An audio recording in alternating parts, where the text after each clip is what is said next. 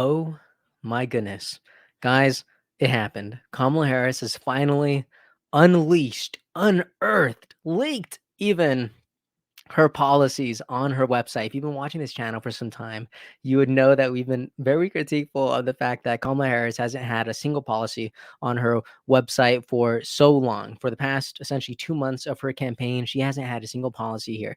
But the world changed last night, in the middle of the night, or this morning, but she actually has policies on here. She has perspectives on here. Now you could actually go, you could read these subtitles like build an opportunity economy, lower cost for families, and then you could read here and make an informed decision. This is what we've been wanting. No one has, people haven't been wanting to dig through all of her campaign rallies or that one interview. Like, they want to go to her website and find a clear and concise way to read all of her policies and positions, right? In the same way that Trump and Vance had his, in the same way that Kennedy and Shanahan had theirs. I still believe that Kennedy and Shanahan did probably the best job here, just because they had very clear action steps of things like, we would do this on day one. And it was great. And they even had videos attached to them on many of those key issues. And I thought that was absolutely fascinating. And even on Trump's page, he even has more, because it says, read more about the Trump Republican Party. I'll have all these linked up in the description, by the way, because I encourage everyone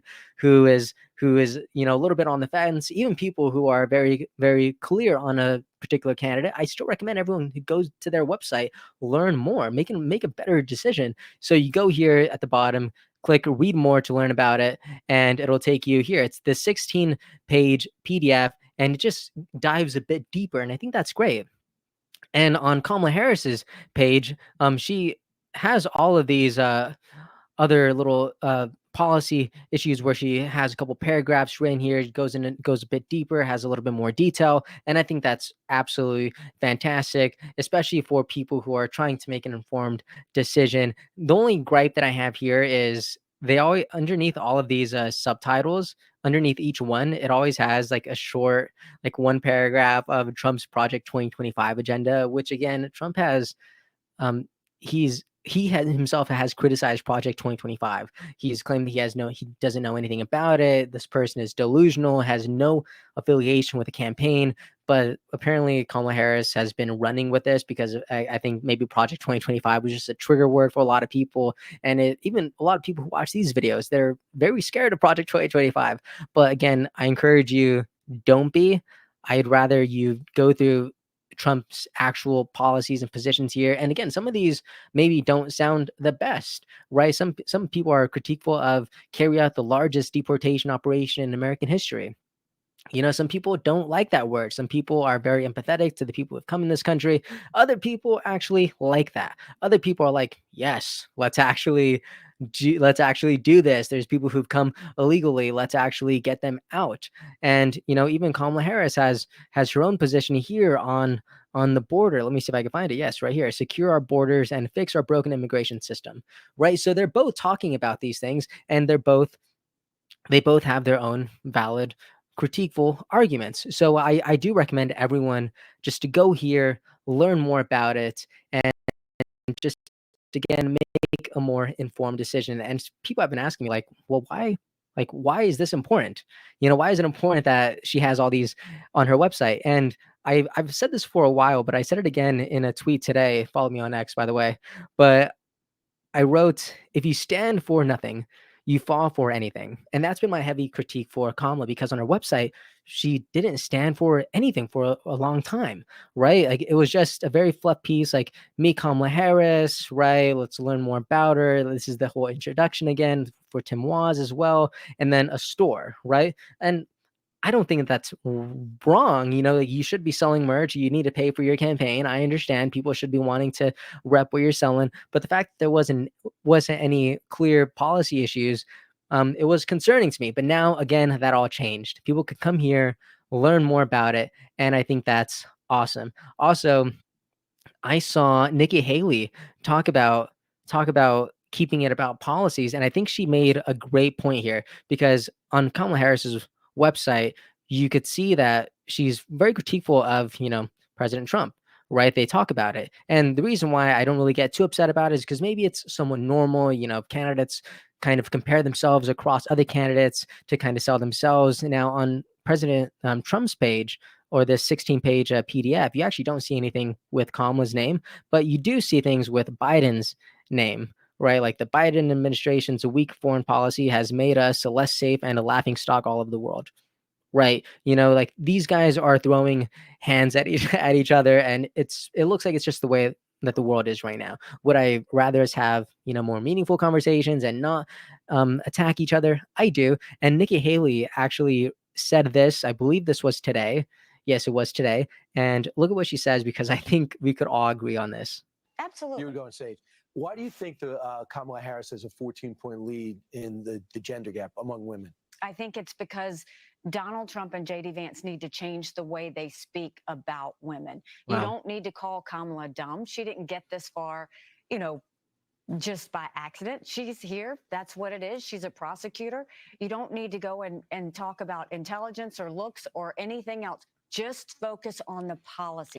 Also, real quick, how unstoppable do you think Trump would have been at this point in the race if everything had happened very similarly, but the only difference was Nikki Haley was the VP instead of Vance? A lot of people have been heavily critiqueful of JD Vance. He has not done well with so many of these kind of these meet the press moments. There's this childless cat lady comments, right? He's been kind of not an eyesore to the campaign, but I don't think anyone would have anticipated him being so brutally attacked, especially from the left. So I do think that's really fascinating. Again, there's the same critiques we made about Tim Walz. It looks like these vice presidential candidates are taking a lot of heat these days, but I don't know. There's something about Nikki Haley.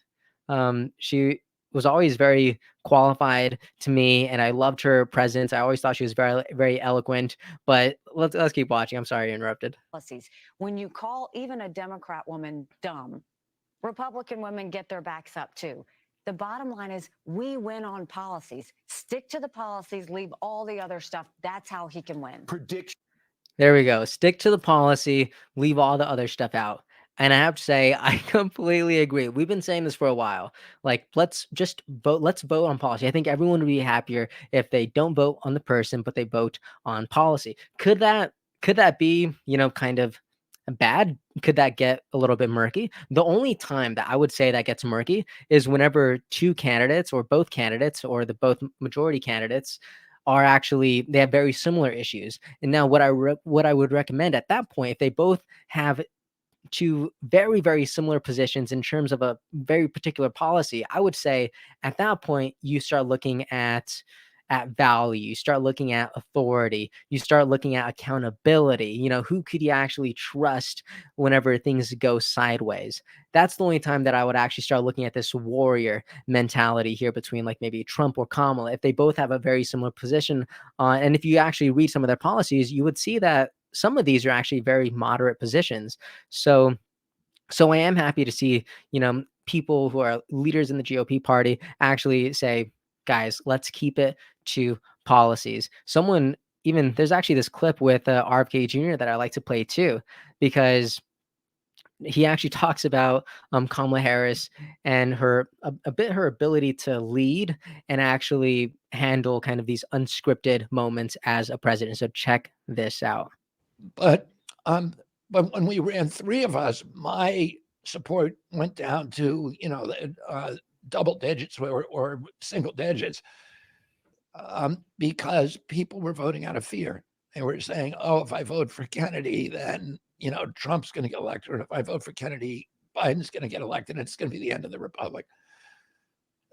But I was still getting enough votes that I was going to change the election results, and I was going to get Kamala Harris. And I have a lot of fear about Kamala Harris being in the White House, because I don't think that she's capable of standing up to the military-industrial complex. And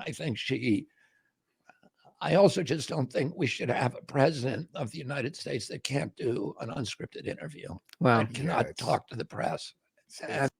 And again, we've been seeing this for some time now, and it looks like a lot of people have been very critiqueful of this as well. And I actually think that's why we're seeing the polls be so volatile these days. Like, look at this. Look at this is from the New York Times, by the way. This the weekend. Look at Kamala Harris's numbers here, just dropping. She was sitting at 36%, and the question was, who is favored to win the presidency? It looks like people are having some serious doubts here, and this should not be ignored at all. Like, look at this, a lead, 63% going towards President Trump, and Kamala Harris is sitting at a solid 36. That is absolutely wild to see. And there was even another one. Check this out. Look at this, another one by the New York Times. If the 2024 presidential election were held today, who would you vote for if the candidates were Kamala Harris and Donald Trump? Yet 47% of people among likely voters who were saying Kamala Harris and 48 were saying Trump. This is an absolutely tight race. And if you wanted to look at more, informal polls, you could even look at this left-wing operative just getting Brian Cranstein saying, who are you voting for? Harris was 21%. Trump fans 78%. Again, this is a left-wing creator. You should think that these numbers should be inverted. And if you even want to say another more informal poll, this was actually shared on my personal channel here. You might have seen this. And again, this is kind of a skewed audience because a lot of people here really liked Kennedy, or they still like Kennedy. And look at this. Look at these numbers. This was over 3,000 votes. The normal polling system here is usually between 1 and 2,000, by the way. And I'll update this because I think it's a little bit higher now. But yeah, one day ago, so 3.2 thousand votes. And the question was, if the 2024 presidential election was held today, who would you vote for? President Trump, Kamala Harris, or other? And that included Jill Stein, RFK Jr., and Cornel West. Obviously, other just meant other, though. And other was at 43%. Kamala Harris was sitting at 4%. Man, the people who watch these videos do not like Kamala Harris at all. And President Trump sits at 54%. So these are all really interesting numbers. And I do think we're going to see these change over the next couple of days because, again, tomorrow is the debate. And I don't know if I already brought it up, but we will be live here on this channel and we'll watch it together. And I don't know. I'm excited to watch it together because the last time we did a live, I believe it was with RFK Jr. and his national address, and that was just so much fun. So I'm so excited to see them go debate each other. It's going to be so excited. I've been hearing that Kamala Harris has some interesting debating strategies, right? She has some Trump impersonators have come in and they're kind of mimicking how he actually debates. I heard that she was on a call with Hillary Clinton because she has experience debating it, but she was on a call with President Biden because obviously he has experience debating President Trump. But I'm really looking forward to it. And I also encourage everyone to go to this website, learn more about her issues, and know where she stands. I think it's really interesting. I'll go ahead and give my opinion more on it later. I'm still trying to digest all of this, but I'm excited. Let me know what you think about this in the comments. Come here, read all of this, digest all this information, and then come back here and let me know what you think about it in the comments. I'm really excited. And also go ahead and compare this with President Trump's. And again, on Trump's, he has actually 2 pages because on the surface, this just looks like, 1 through 20, right? Which again, isn't a whole lot. But if you actually click on the 16-page PDF link, it'll show you all of these in much greater detail. So that's what I encourage for everyone. Anyways, let me know in the comments what you think about this.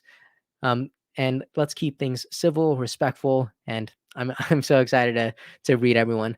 Hope you have a good day. I will see you all tomorrow. And yeah, let me know.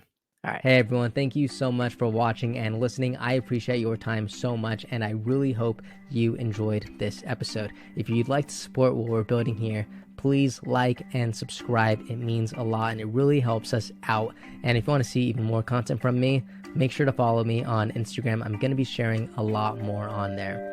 Thank you so much. Have a good day, and I'll see you next time.